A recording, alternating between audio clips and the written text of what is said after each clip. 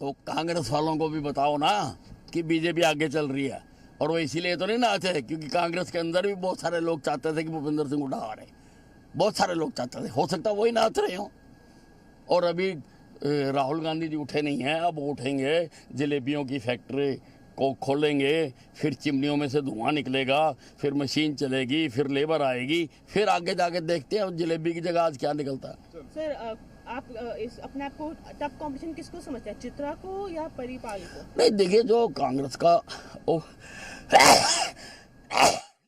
जो कांग्रेस के official candidate थे उनकी और नकली कांग्रेस की चुनाव से 3 दिन पहले यहाँ के गांव है बाड़ा, उसमें खूब मार पिटाई हुई थी। उसके बाद से वो ये एलिमेंट को देखकर वो जो असली कांग्रेस वाला था वो थोड़ा सा सुस्त हो गया। देखते क्या असर पड़ता चुनाव पे। सर आपको कोई टेंशन स्ट्रेस हो रहा है कि जीतेंगे? मैं तो कोई टेंशन लेता नहीं, मैंने अपना काम कर दिया। अब जनता की मर्जी है, जनता जो करेगी उसको मैं तो सिर माथे पर लेता हूँ। मेरे तो मैं एक बार चुनाव हारा था और कांग्रेस का जुलूस निकल रहा था और मैं तो बाजार में बैठ के आनंद ले रहा था, चाय पी रहा था। सीएम पद के लिए क्या कहेंगे? वो हाईकमान अगर चाहेगी तो बिल्कुल बनेंगे। Thank you sir.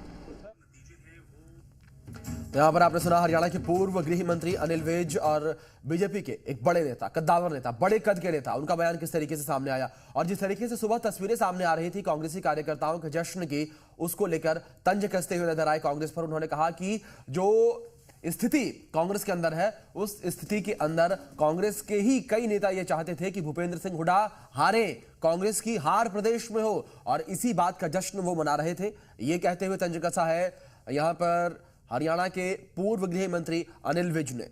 तस्वीरें कुछ इस तरीके से इस वक्त हैं कि 46 सीटों पर बीजेपी आगे चल रही है, 40 सीटों पर इस वक्त कांग्रेस आगे चल रही है, 1 सीट पर आईएनएलडी आगे चल रही है और अन्य के खाते में 3 सीटें हैं इस वक्त हरियाणा में। और एक बार फिर से हम आपको क्लियर कर दें कि ये जो आंकड़े सामने आए हैं ये नतीजे नहीं हैं। जी हां, ये नतीजे नहीं हैं, ये फिलहाल रुझान सामने आ रहे हैं, यानी कि जो मतों की गिनती हो रही है उस गिनती में कौन सा दल इस वक्त आगे चल रहा है ये उसके आंकड़े हैं। ये नतीजे बदल भी सकते हैं, जिस तरीके से सुबह भी हमने आपसे जिक्र किया था, जिस वक्त कांग्रेस एक बड़ी बढ़त बनाए हुए थी, लेकिन अब तस्वीरें उससे उलट है।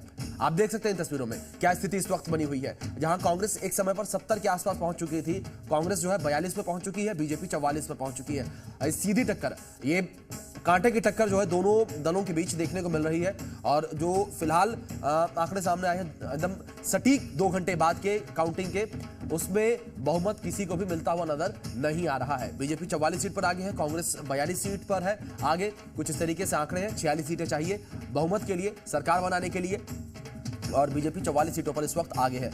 10 बज चुके हैं, 8 बजे से काउंटिंग शुरू हुई थी और 2 घंटे के ये आंकड़े कुछ इस तरीके से सामने आए हैं, जहां बीजेपी 44 सीटों पर आगे चल रही है, कांग्रेस 42 सीट पर आगे चल रही है, आईएनएलडी 1 सीट पर आगे है, तो वहीं दूसरी ओर अन्य के खाते में 3 सीटें गई हुई हैं। कुछ इस तरीके से ये पूरे आंकड़े निकलकर सामने आए हैं।